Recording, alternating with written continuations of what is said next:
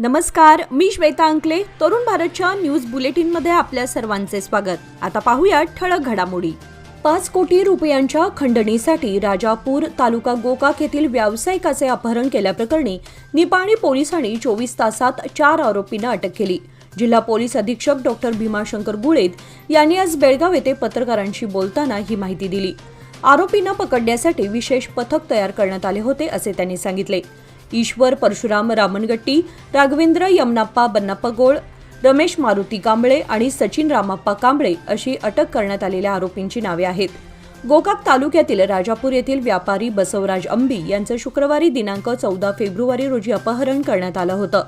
अपहरणानंतर 5 दिवसांनी मंगळवार दिनांक 18 फेब्रुवारी रोजी बसवराज यांची पत्नी शोभा यांनी घटप्रभा पोलीस स्थानकात अज्ञाताविरोधात फिर्याद दाखल केली होती. या प्रकरणी आज गुरुवारी बेळगाव पोलिसांनी चौघांना अटक करून रिअल इस्टेट व्यावसायिकाची सुटका केली आहे असे जिल्हा पोलीस अधीक्षक डॉक्टर भीमाशंकर गुळेद म्हणाले. भाजप आमदार रेखा गुप्ता यांनी आज गुरुवारी दिनांक 20 रोजी दिल्लीच्या मुख्यमंत्री म्हणून शपथ घेतली. रामलीला मैदानावर हा शपथविधी सोहळा झाला. त्यांना दिल्लीचे नायब राज्यपाल व्ही.के. सक्सेना यांनी पद आणि गोपनीयतेची शपथ दिली. रेखा गुप्ता ह्या एकमेव महिला भाजप नेत्या आहेत ज्यांना मुख्यमंत्रीपदी संधी देण्यात आली आहे. त्या दिल्लीच्या 4थ्या महिला मुख्यमंत्री बनल्या आहेत, तर सुषमा स्वराज यांच्यानंतर बनलेल्या भाजपच्या 2ऱ्या महिला मुख्यमंत्री आहेत. यावेळी प्रवेश साहिब सिंह वर्मा, आशिष सूद, मनजिंदर सिंग सिरसा, रविंदर इंद्रराज सिंह, कपिल मिश्रा, पंकज कुमार सिंह यांनी मंत्रीपदी शपथ घेतली. कोणतीही गुन्ह्याची घटना, दंगा भांडण अथवा कोणत्याही प्रकरणात मध्यस्थी करण्यास जाऊन लोकांना घाबरवणे वगैरे प्रकार रावडी शीटर्सने करू नयेत, अन्यथा गय केली जाणार नाही, त्याचे गंभीर परिणाम होतील असा इशारा डीसीपी रोहन जगदीश यांनी शहरातील रावडी शीटर्सना दिला. शहर परिसरातील गुन्हेगारीच्या पार्श्वभूमीवर शहरातील रावडी शीटर्सची आज गुरुवारी कॅम्प परिसरातील एसीपी कार्यालयात ओळख परेड घेण्यात आली. त्यावेळी त्यांना उद्देशून पोलीस उपायुक्त जगदीश बोलत होते. ते म्हणाले की या ठिकाणी तुम्हा सर्वांना कोणत्या सभा समारंभात कार्यक्रमाला बोलावलेले नाही. तुम्ही समाजातील मोठ्या व्यक्ती देखील नाही. तुम्ही रावडी शीटर आहात. त्यामुळे पोलिसांचे तुमच्यावर कायम लक्ष असते. त्या अनुषंगाने वेळोवेळी तुमची झडती घेतली जाते. तुम्ही दररोज काय काम करता, कुठे जाता, कोणाच्या संपर्कात असता, थोडक्यात तुमच्या दैनंदिनीवर आम्हा पोलिसांचं बारीक लक्ष असतं. पोलीस खात्यातर्फे मी तुम्हाला कठोरपणे सांगतो की तुमचा स्वभाव, वर्तन, तुमचं काम वगैरे गोष्टी कोणत्याही कारणास्तव समाजविरोधी असू नयेत, अन्यथा मोठेपणा मिरवत मी घाबरत नाही. लहान मोठी भांडण करून मी आरामात पोलीस स्टेशनला जाऊन येतो अशी वृत्ती बाळगा आणि तुमची तक्रार आली तर तुमची खैर नाही असा इशारा डीसीपी रोहन जगदीश यांनी दिला. चिकोडी येथील महिला व बाल रुग्णालयातील एक धक्कादायक प्रकार समोर आलाय. प्रसूती शस्त्रक्रियेदरम्यान कापूस आणि टाकाऊ कापड पोटातच ठेवून दिल्याचा धक्कादायक प्रकार समोर आला आहे. मुगळी गावातील श्रुती बडिगेर या गर्भवती महिलेला चिकोडी येथील माता बाल रुग्णालयात दाखल करण्यात आलं होतं. मात्र डॉक्टरांच्या निष्काळजीपणामुळे प्रसूतीनंतर शस्त्रक्रिया करताना कापूस आणि टाकाऊ कापड महिलेच्या पोटातच राहिलंय. रुग्णालयातून डिस्चार्ज मिळाल्यानंतर काही दिवसांनी बाळंतिणीच्या पोटात दुखू लागल्यानं कुटुंबियांनी तिला हुक्केरी सार्वजनिक रुग्णालयात नेलं. यावेळी तपासणी सुरू असताना डॉक्टरांनी सदर महिलेच्या पोटात कापसाचा गोळा आणि टाकाऊ कापड आढळल्याचं तिच्या कुटुंबियांना सांगितलं. जिल्हा प्रशासनाने निष्काळजी डॉक्टरांवर कारवाई करावी अशी मागणी केली आहे. बेळगाव हिंडलगा तुरुंगाची अभेद्यता व सुरक्षेच्या दृष्टिकोनातून बेळगावच्या हिंडलगा मध्यवर्तीय कारागृहात मोबाईल जॅमर बसवण्यात आलाय. मात्र अलीकडे या जॅमरची क्षमता अर्थात व्याप्ती वाढवण्यात आल्यानं त्याचा त्रास ग्रामपंचायतीसह हिंडलगावासियांना होत आहे. तेव्हा या संदर्भात तात्काळ कार्यवाही करून मोबाईल जॅमरची क्षमता कारागृहापुरती मर्यादित ठेवावी अशी मागणी हिंडलगा ग्रामपंचायतीच्या वतीने हिंडलगा मध्यवर्तीय कारागृहाच्या पोलीस अधीक्षकांकडे करण्यात आली. रोटरी क्लब ऑफ बेळगाव दर्पणला केएलई हॉस्पिटलमध्ये आंतरराष्ट्रीय बाल कर्करोग दिनाच्या समारंभात विशिष्ट पाहुणे म्हणून आमंत्रित करण्यात आले होते. या कार्यक्रमामुळे समर्पित डॉक्टर, परिचारिका, सामाजिक कार्यकर्ते, विविध सामाजिक संस्था, 100 बाल कर्करोग रुग्ण आणि त्यांचे कुटुंबीय एकत्र आले. यांच्या समवेत वेळ घालवणं खरोखरच एक भावनिक आणि प्रेरणादायी अनुभव होता. वैद्यकीय पथकाबद्दल मुले आणि त्यांच्या पालकांनी व्यक्त केलेली कृतज्ञता मनापासून हृदयस्पर्शी होती.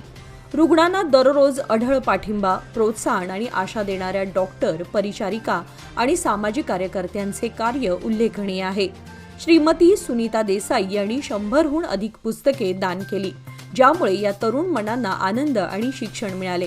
आमच्या क्लबने काही गेम आयटम्स आणि इतर प्रकारची मदत केली. Doctor Rohan Bhise, doctor Kumar Vinchurkar, doctor Tanmay Metgud, doctor Abhilasha S, doctor Dnyanesh DK, doctor Imtiyaz Ahmed, doctor Shailesh Khadabadi, doctor Viraje, RCB दर्पणचे अध्यक्ष, कार्यक्रमाच्या अध्यक्षा rotarian Sujata Vastrat, rotarian Rajashree Uppin, rotarian Sarita Patil, RTN Pushpa Parvatrao, सौ सुनीता देसाई, आशा पत्रावळी आदी उपस्थित होत्या. बेळगुंदी येथील बालवीर विद्यानिकेतन शाळेमध्ये शिवजयंतीनिमित्त DD बेळगावकर सरांच्या पुढाकाराने विद्यार्थ्यांची शैक्षणिक गुणवत्ता तपासण्यात आली. प्रारंभी शाळेचे संयोजक शंकर चौगुले सर यांच्या हस्ते छत्रपती शिवाजी महाराज यांच्या प्रतिमेला पुष्पहार अर्पण करून आदरांजली वाहण्यात आली. यावेळी व्यासपीठावर निवृत्त मुख्याध्यापक अर्जुन चौगुले, निवृत्त शिक्षिका कुसुम चौगुले, प्राध्यापक व शाळेचे संचालक DD बेळगावकर, दशरथ पाऊसकर, पुंडलिक सुतार, गौरी चौगुले, प्राथमिक विभागाच्या मुख्याध्यापिका रेखा शहापूरकर, माध्यमिक विभागाच्या मुख्याध्यापिका मंगल पाटील, शिक्षक वृंद व विद्यार्थी कार्यक्रमाला उपस्थित होते. खानापूर तालुक्यातील ग्रामीण भागाच्या विकासासाठी मनरेगा कामगारांच्या प्रमुखांनी नियोजनपूर्वक काम केल्यास ग्रामीण भागाचा निश्चित कायापालट होण्यास वेळ लागणार नाही. यासाठी प्रमुखांनी जोमाने काम केल्यास नरेगा योजनेत अधिक प्रगती करता येईल असे मत तालुका पंचायत सहाय्यक संचालक रुपाली बडकुंद्री यांनी मनरेगा कामगार प्रमुखांच्या मार्गदर्शन शिबिरात बोलताना व्यक्त केले. येथील तालुका पंचायत सभागृहात ग्रामविकास व पंचायत राज विभाग, जिल्हा पंचायत बेळगाव, तालुका पंचायत खानापूर व ग्रामस्वराज्य अभियान यांच्या संयुक्त विद्यमाने आयोजित मनरेगा योजनेच्या माध्यमातून मार्गदर्शन शिबिराचे आयोजन करण्यात आले होते. राज्य सरकारने अलीकडेच वीज कंट्रोल रिलेच्या आदेशाद्वारे सक्ती केली आहे. यामुळे ग्रामीण भागातील शेतीच्या पाणी पुरवठ्यासह विजेवर चालणाऱ्या उपकरणांवर परिणाम होत आहे. हा आदेश तातडीने मागे घ्यावा अशी मागणी वीज संघाच्या वतीने आयोजित केलेल्या पत्रकार परिषदेत संघाचे अध्यक्ष कलगोडा पाटील यांनी केली आहे.